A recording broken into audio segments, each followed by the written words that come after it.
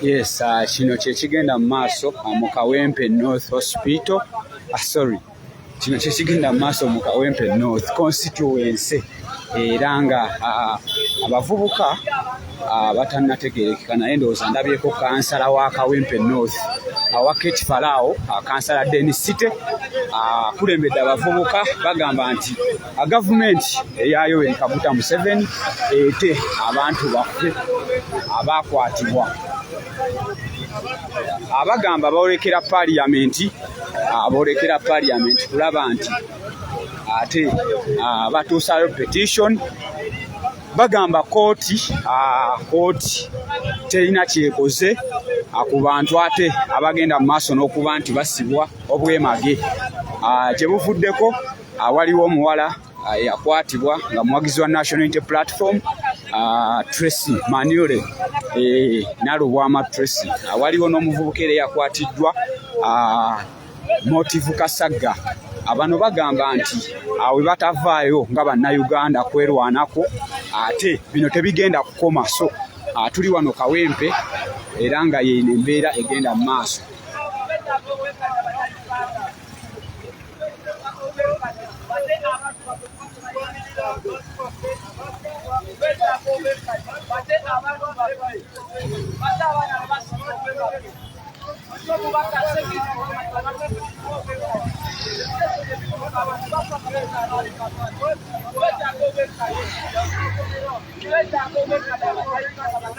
Yes, this is happening in Uganda. We are seeing youths are trying to protest against the continued illegal arrests of fellow youths, especially those belonging to the political opposition party of the National Unity Platform. That is what is happening right now. We are live from Kawempe North. We are live from Kawempe North here in Uganda, Kampala. That is what is happening right about now. Just share the video.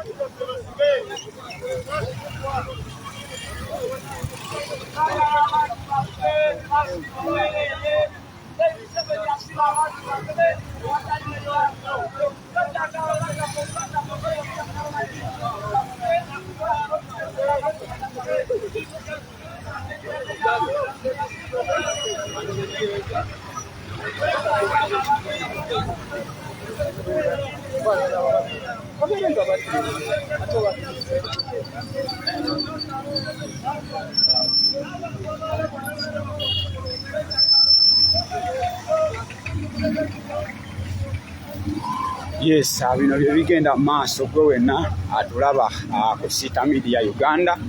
Abavubuka bagezaako kulaba nti babanja abantu bonna abazinga bakwatibwa. Tulabako Kawenja.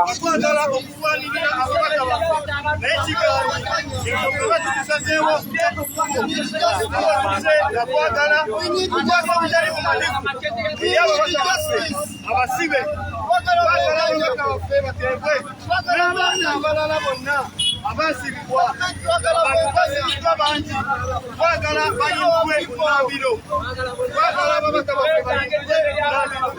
twagala obwenkanya twagala twebonga okubeera n'obwenkanya mu ggwanga lyaffe twagala bannakyemalira mu ggwanga lyaffe twagala okuwanirira obwenkanya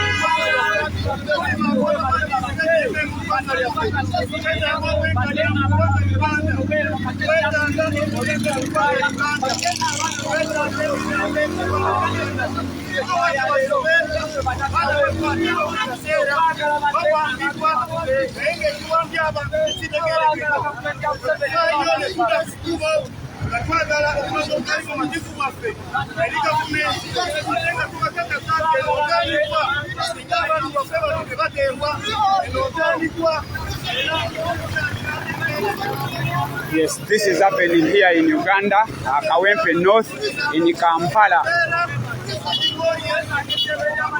Youth are protesting against the illegal arrest, continued illegal arrest of members of parliament and the fellow youth belonging to the political opposition party of the National Unity Platform. We are live from Uganda.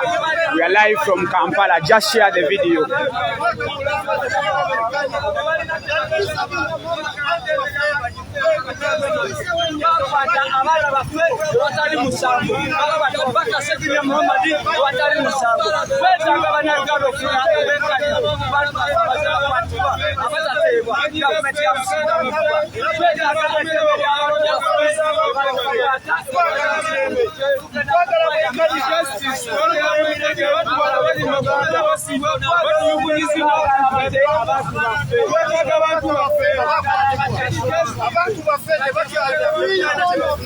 Abana bafete bakyasoma abaana bange basatu honalebo sejinya yabalabiriranga ye yabawereranga olwaleero tekyasobola kubeera nti abaana basoma wakubeera nti omubaka wange atenga muganda wange musibe tuwanirira abantu baffe babeere nga bayimbulwa ku nnambiro.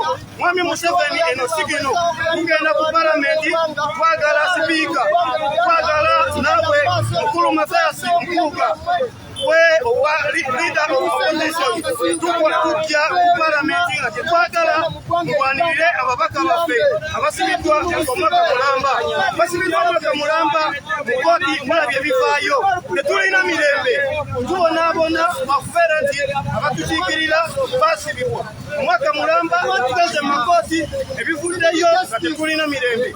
Twagala abantu baffe bateebwe ku nnambiro era ensonga lwaki tuyingire ku kkubo okwekalakaasa ate eno twagala ebeera entandikwa era njagala mukimanye nti eno ntandikwa gyetuli tugenda kujja nga tukolera ddala ebisingawo kuba ensonga nti tuli basibe twasibibwa bwe twogerera tuli basibe naye nga tetwalibadde basibe singa tubadde n'emirembe mu nsi yaffe.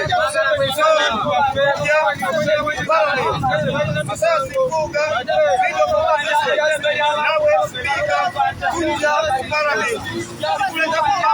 Yes, abavubuka bano bagamba abatambula bagenda ku parliamenti era nga babanja abantu abakwatibwa awatali musango.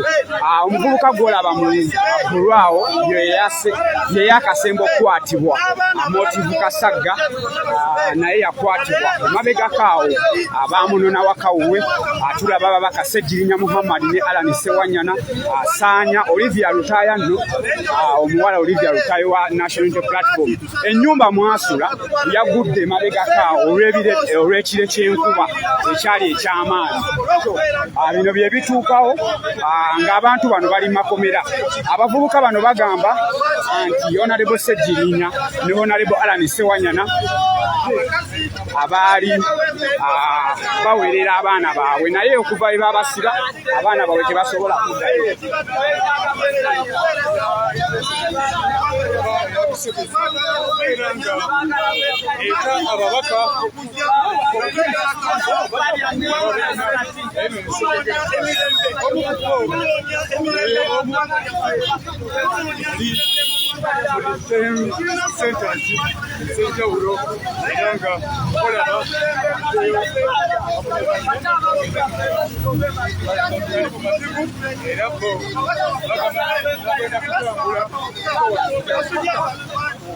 Yes, ndowooza ogenda mu maaso n'okulaba nti bannayuganda bagezaako okulaba nti babanja eddembe ly'ababaka ba parliament ate nga kussa banaabo abaana abaakwatibwa. Share the video, share the video.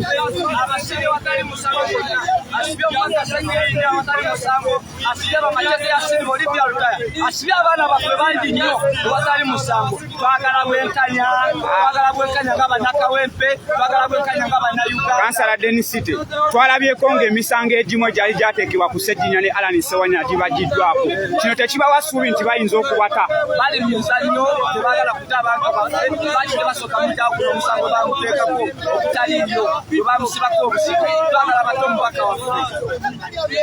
Yes, ayeyo embeera egenda mu maaso gwe wenna ali ku Sita Media Uganda atwolekedde ekibuga Kampala abaana bayingidde ekibuga Kampala bagamba nti baagala ate Honorable Sejjirinya ne Honorable Alan Sewanya nga kossa ne ba Motive Kasagga ba Olivia Lutaya aba Tracy abaana nga ba Kawenja.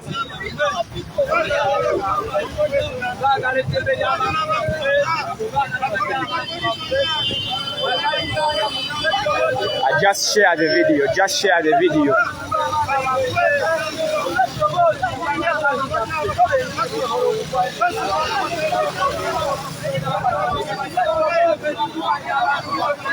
Just share the video. We are live from Kampala. This is Kawempe North. We are seeing some youth, Ugandans, trying to demand for the release of political prisoners.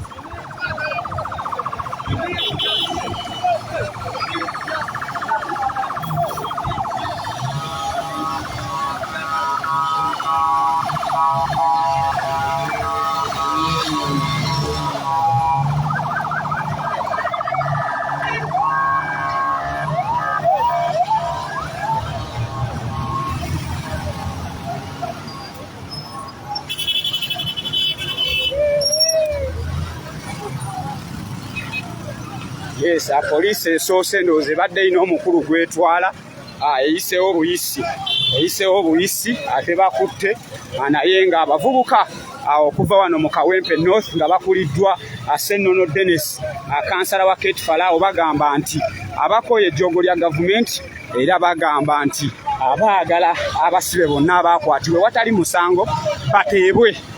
Yeyo embeera egenda mu maaso gwe wenna ali ku Sita Media Uganda. Yes, ankugambye tuli wano mu kibuga Kampala era nga bavubuka boolekera parliament kulaba nti batwalayo petition ate okulaba nti babanja ababaka ba parliament Alan Sewanya ne Sejjirinya kw'ossa n'abaana bonna abaakwatibwe watali musango. Ankugambye the current or the recent victims of abductions or the recent victims of the illegal abductions and illegal arrests from the National Unity Platform. Semanda Brian tokuba simu ndi live. Semanda Brian nkulabyekaawo.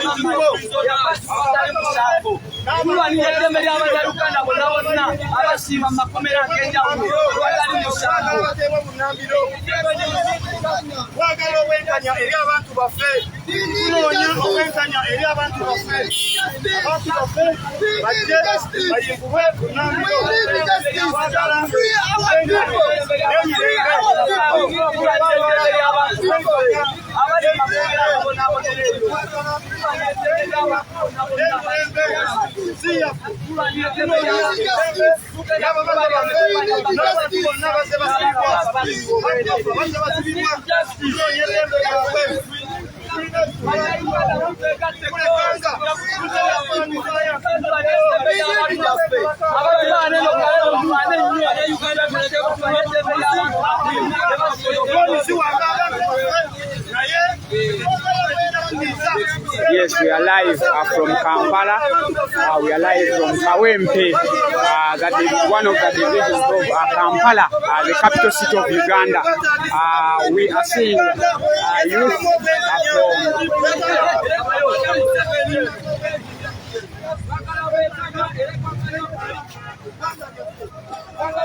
bana abafirika mu nsobera ndi live mukiyaba ate munkubira Sharon Semanda Brian mulekerawo okunkubira ndi live abafirika bannaye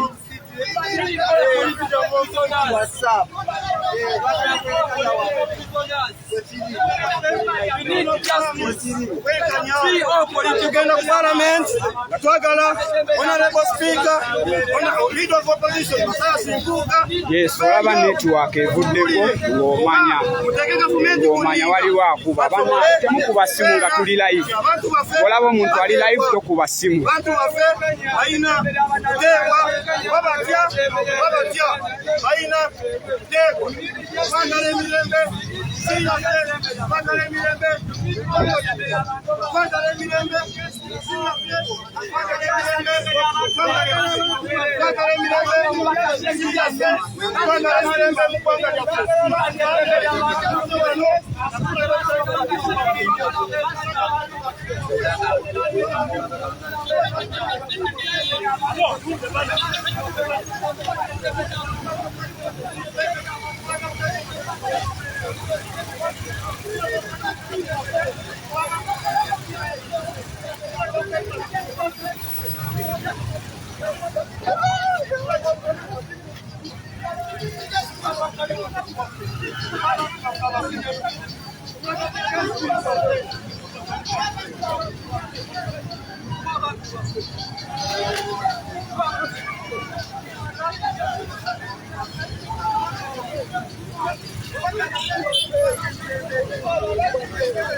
Yes, abavubuka enkya ya leero okuva mu Kawempe North abakedde olwaleero nga bagenda ku Parliament okubanja ababaka ba Parliament Alan Sewanyana ne Honorable Sejirinya Muhammad.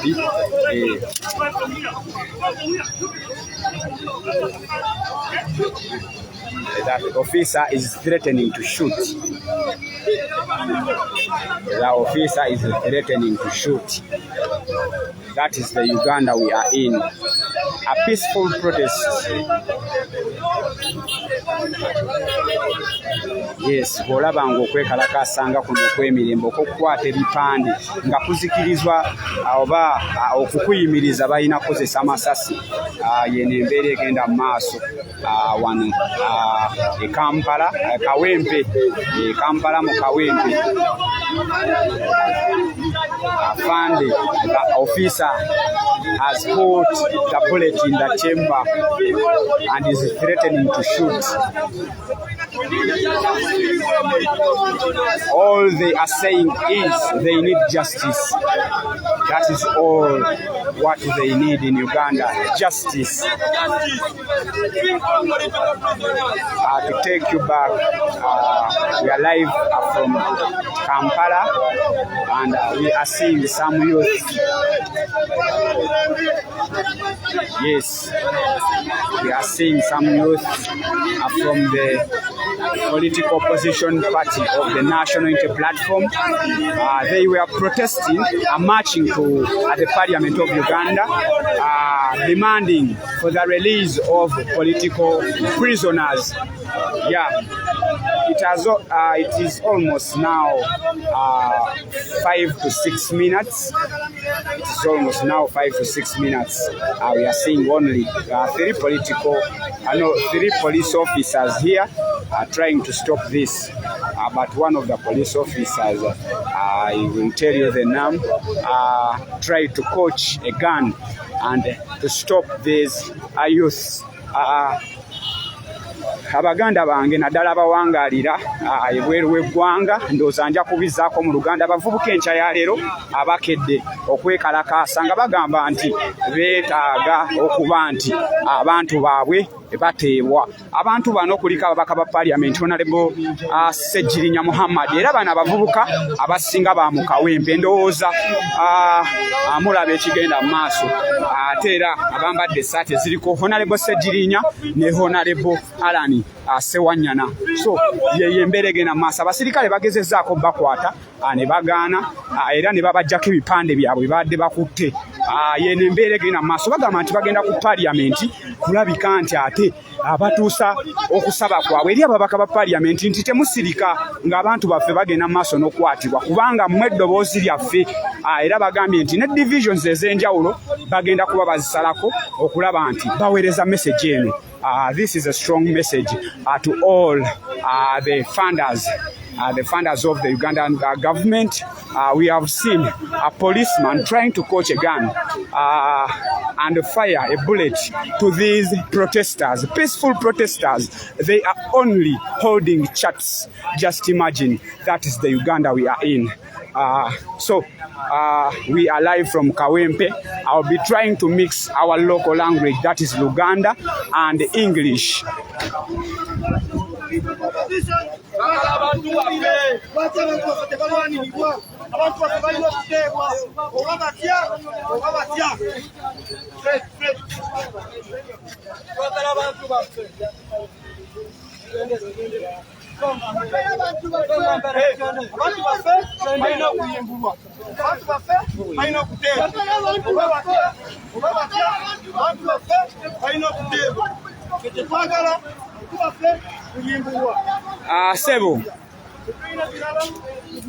Sebo musiramu tulira oyogera nnyo ku leader of opposition ye yasiba abantu bamu ye yasiba abantu bamu si yabasiba bete batutte bufunanyizibwa wanira abantu baffe kubanga wabeera nti bwe twalonda ng'omukulembeze waffe mu parliament yali badde ateekeninga ku gavumenti ya Museveni okubeera nti abantu baffe bayimbulwa naye yafuuse bakesirikidde ne bafaayo.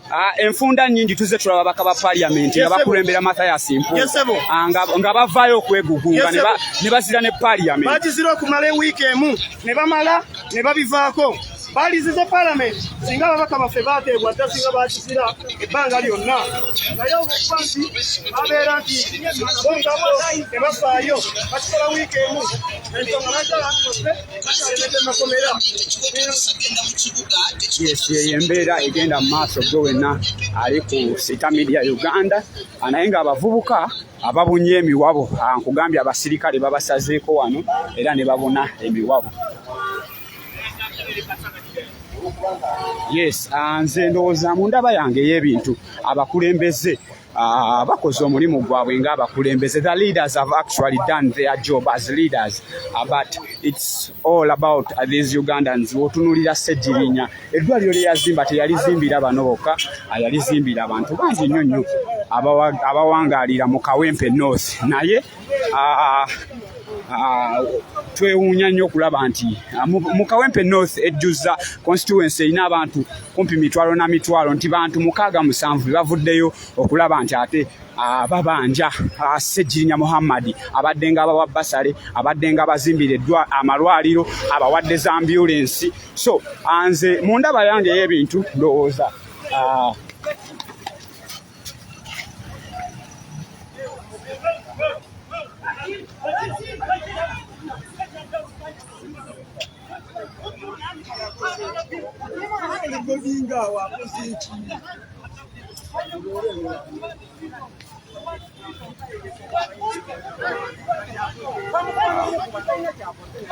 finally one of the protesters has been arrested.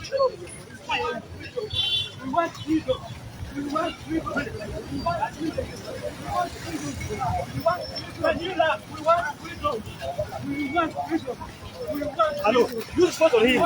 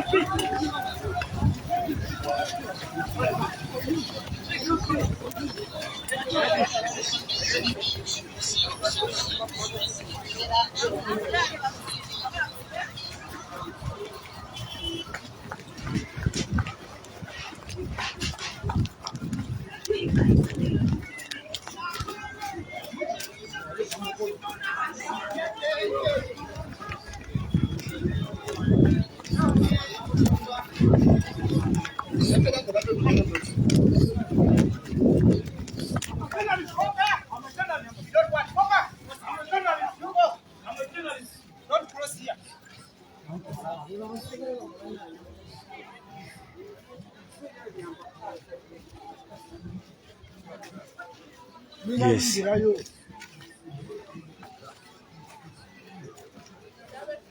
Omu ku babadde beekalakaasa wano mu Kawempe amanyiddwako nga Fred, muwagizi wa People Power, muwagizi wa NUP akwatiddwa. Andowooza y'embeera egenda mu maaso wano mu ggwanga. Mwebale kulaba Sita Media Uganda. Thank you for sharing. Thank you for loving us.